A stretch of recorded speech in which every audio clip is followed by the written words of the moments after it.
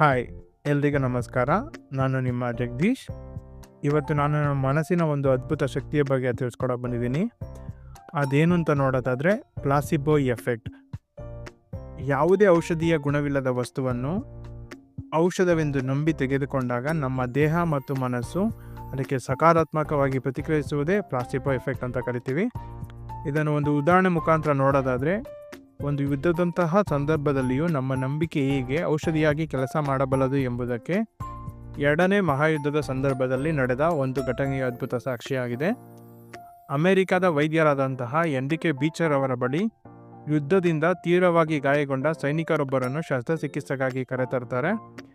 ಆದರೆ ಆ ಸಮಯದಲ್ಲಿ ಪೇಯ್ನ್ ಕಿಲ್ಲರ್ ಆಗಿ ನೀಡುತ್ತಿದ್ದಂತಹ ಮಾರ್ಫಿನ್ ಎಂಬ ನೋವು ನಿವಾರಕ ಔಷಧಿಯು ಖಾಲಿಯಾಗಿರುತ್ತೆ. ನೋವಿನಿಂದ ಬಳಲುತ್ತಿದ್ದ ಸೈನಿಕರಿಗೆ ಚಿಕಿತ್ಸೆ ನೀಡದೇ ಇರಲು ಸಾಧ್ಯವಾಗಲ್ಲ. ಅಂತಹ ಹತಾಶೆಯ ಪರಿಸ್ಥಿತಿಯಲ್ಲಿ ಬೀಚರ್ ಅವರಿಗೆ ಒಂದು ಉಪಾಯ ಒಳೆಯುತ್ತೆ.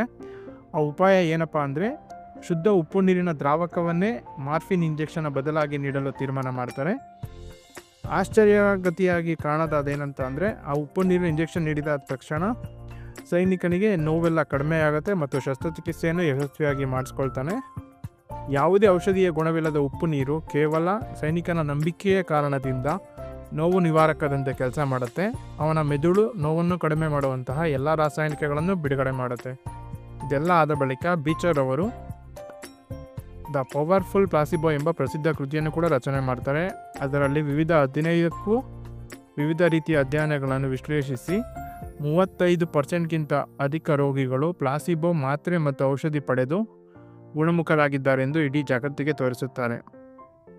ನಮ್ಮ ಮನಸ್ಸಿಗೆ ನಮ್ಮ ದೇಹವನ್ನು ನಿಯಂತ್ರಿಸುವ ಅದ್ಭುತ ಶಕ್ತಿ ಇದೆ.